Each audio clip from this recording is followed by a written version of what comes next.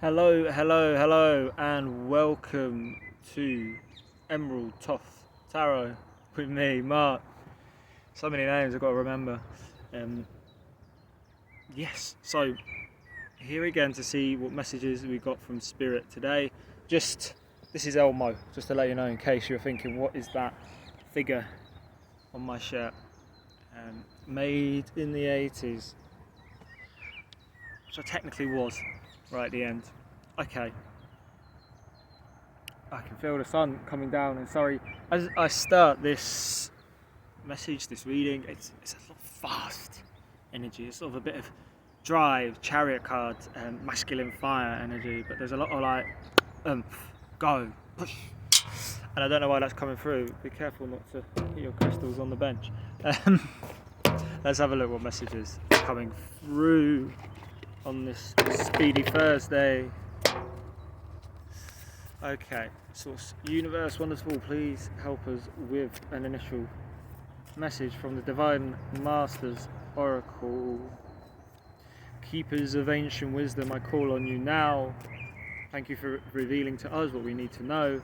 We are willing to listen, and so it is. Okay.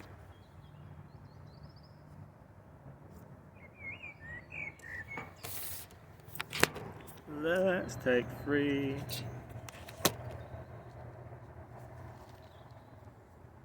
Okay, so let's start saying things on here. First through today was Sanat Kumara, open channel. Follows on from that masculine feeling, very Venusian, very loving, about being open to the messages the universe is giving to you, whatever is happening to you at this time, that you are a vessel, that you're able to receive, that you're able to tune in to that frequency. So I'll give a little secret. I feel like my cat, yes, that was not my cat, it was my stepmother's cat, my dad's cat, but I felt like Leo's name was channeling through some Lyran energy yesterday. First time I've seen that in a non-human being. And it made me think about us and how we're able to tune in, how we're able to receive that, how I could even observe that in another being, that they can channel things through. And it's almost as if he was just channeling, giving me a message without saying anything, through the eyes. And then he turned his head to say channel over, and it was back to the 3D conscious or 2D conscious, if you see that with animals, and Leo. So the point is, whatever way you see it in your life, how open are we to receiving those messages? If we want to move forward, I think that's the key. Because you can move forward always, or you can sit back always. You probably don't want to do either of those in too much of an imbalance. But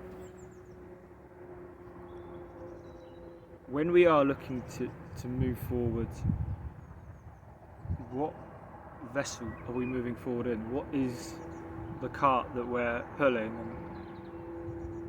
And what are we bringing with us, or what are we taking with us as we go into the world? What are we spreading out there? As much as making the movements, which in the modern world is a very doing, busy world, you're always going to be pushed to do something. It's not the norm that you're inactive. It's not the norm that you're at rest or stillness or in a state of being. And the yin and the yang and the duality and the integration of it, if that's what you're looking for, is, I see 3 magpies as I say, 4 magpies as I say that. But if that's what you're looking for, then it needs an integration of both. And often in the modern world, we're not as in touch with the feminine side, and that's not just being female. It's divine feminine, it's a receptive yang energy of an element of being. I can show you those magpies. Just quite busy over there. I don't know if that's showing, but we'll see later. So I moved on a bit from what necessarily Sanat Kumara is saying, but it is a balance in there. The next card with it, there's two on the bottom that seem to stand out. Kuan Yin, Enlightened Action. I sat a bit more on that because just the beauty of the cards. The lotus flower in there. Kuan Yin is quite popular and prominent with a lot of people tapping into their divine feminine because she represents compassion. And on this card it says choose compassion and move forward with grace. It gives more of a sense of a grounded light here. This is quite a cosmic and beautiful, brilliant light. Thinking of the crown chakra, the golden light. Here is more of a rainbow. There's a purity to it, an iridescence, but a more earthly basis. The lotus flower that blooms through the mud. Lotus flowers have to strive through mud to bloom. And so that's the question, are you choosing that compassion? Are you choosing that beauty through whatever mud you might be going through? And there's a lot of mud in the world. But to move forward with grace, because we can all move forward. Like I said, we are drawn to move forward. There is an ever consistent pull in the modern human world to move forward, to engage with masculine, yang energy in some form.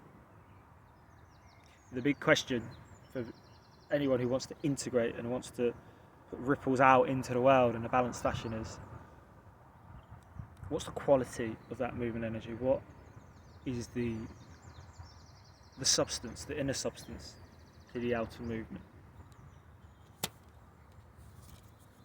And having just said that, the other card that came out was Ishtar. Inner learning. Follow your heart, truth prevails.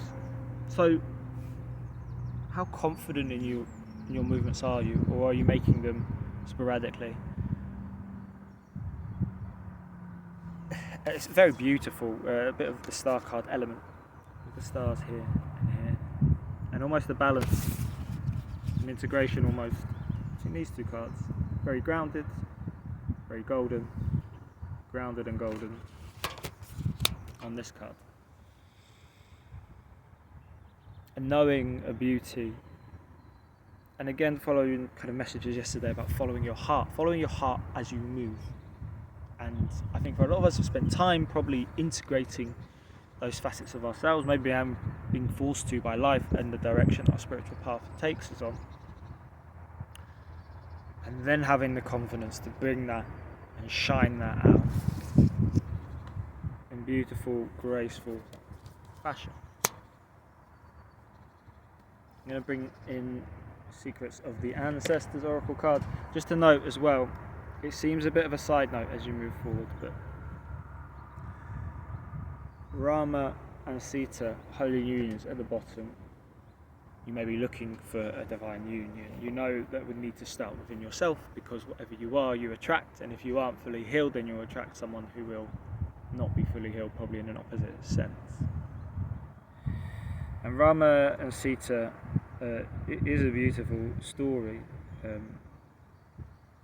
Demons take Sita, and Rama goes on a hero's journey to find her. And even then, there's doubts about her after that. And it's about love prevailing, an age-old story, but it's about trust and facing your demons and going to any lengths for that love. But this starts with yourself. Are you willing to go those lengths for yourself before you would do that for any other human being or being on this earth? Because it has to be balanced in a way, and a divine union is. So you start within and then work without. Okay, let's bring in the Secrets of the Ancestors Oracle card. Oh, this is already a bit longer today. Yes, Source, Universe, Oneness of All, please guide us. Ancestors, please guide us. Okay.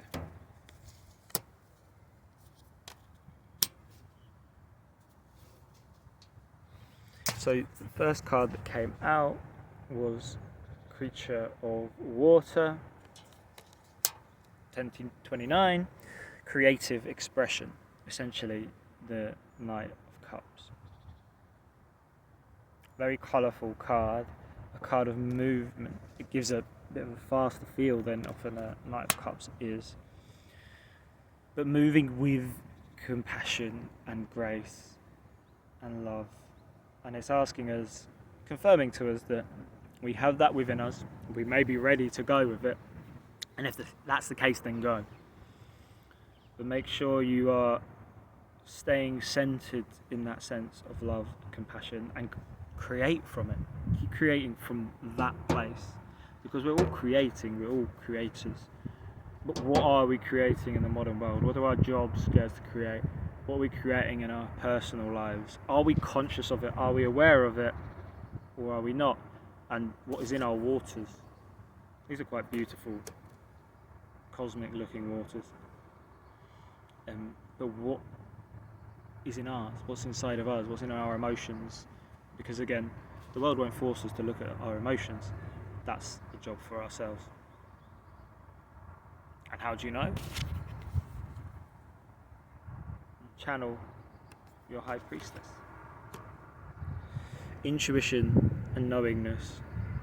Quite a beautiful cosmic card. She's standing in the waters, very confidently, holding the moon. Again, themes of Egypt in particular in this card. You'll see the planets are in the water. It's like an integrated divine sense within your being. So number 2, and it talks about the harmony, and this is a harmony within yourself, is your intuition and knowingness, and trusting that as you move forward. On the bottom of this deck was the Father of Air, King of Swords, leadership, and that's about, as you move forward, being as clear as you can with that. This, interestingly, again, masked in what he can see in 3D with his eyes, number 36 as well. But on top of here, there's even like a seeing as well. There's 2 moons on top, like your intuition. So trust yourself, trust the universe as you move forward on this journey, wherever you're going. Take a time traveler's oracle card. Universe, please guide us on this journey.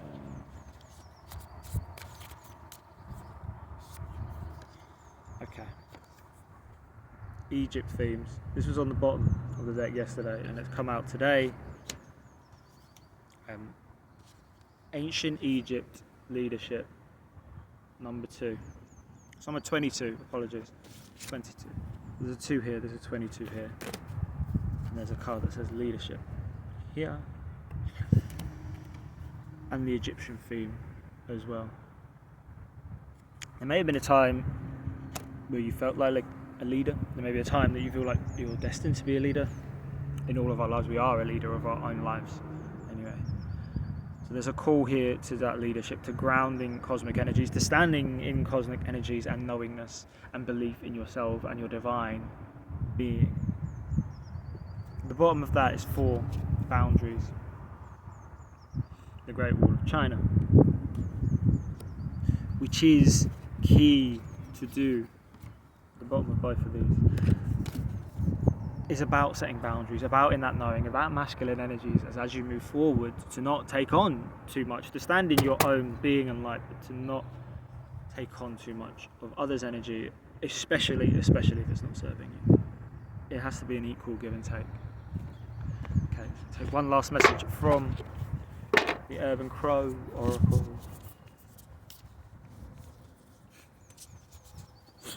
If the cards will come out.